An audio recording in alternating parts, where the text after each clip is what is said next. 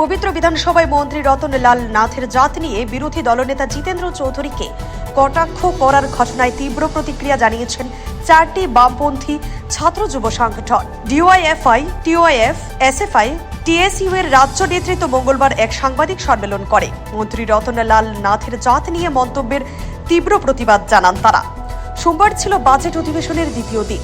ওই দিন বাজেট নিয়ে আলোচনা চলাকালীন মন্ত্রী রতনলাল নাথ এবং বিরোধী দলনেতা জিতেন্দ্র চৌধুরীর মধ্যে বাকবিতণ্ডা হয়। একসময় মন্ত্রী রতনলাল নাথ বিরোধী দলনেতার জাত নিয়ে মন্তব্য করেন, যা নিয়ে বিরোধীরা বিধানসভায় সরব হন। সাংবাদিক সম্মেলনে ডিওয়াইএফআই এর রাজ্য সম্পাদক নবারুণ দেব বলেন, বিধানসভার পবিত্র মঞ্চে দাঁড়িয়ে জাত নিয়ে মন্তব্য করা এবং সমাজদ্রোহীদের মতো আচরণ করা খুবই নিন্দনীয়। দুর্নীতি চরম আকার ধারণ করেছেন। বিজেপির নেতৃত্বে আমাদের রাজ্যে দুর্নীতি একটা প্রাতিষ্ঠানিক রূপ পেয়েছেন। দুর্নীতি নিয়ে একটা শব্দ নেই। নেশায় গোটা রাজ্যটা ডুবে গেছে, ডুবিয়ে দেওয়া হয়েছে শাসক দল এবং বিজেপি সরকারের নেতৃত্বে। গোটা রাজ্য নেশার উপর ভাসছে।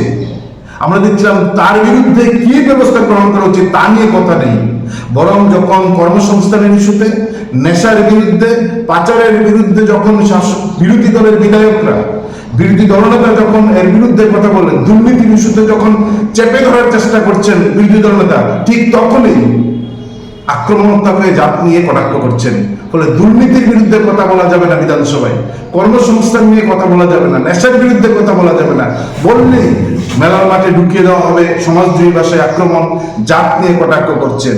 আমরা এই ধরনের পবিত্র বিধানসভায় মানুষের স্বার্থে কথা না বলে সমাজদ্রোহীদের উৎসাহিত করা, বিবেককে উৎসাহিত করা, সাম্প্রদায়িকতাকে উৎসাহিত করার যে নীতি শাসক বিজেপি গ্রহণ করেছেন, আমরা তার নিন্দা জানাচ্ছি এবং এর প্রতিবাদে গোটা রাজ্যের সমস্ত অংশের মানুষকে রাস্তায় নেমে প্রতিবাদ করারও আমরা আহ্বান জানাচ্ছি। Siri TV, channel for news and entertainment.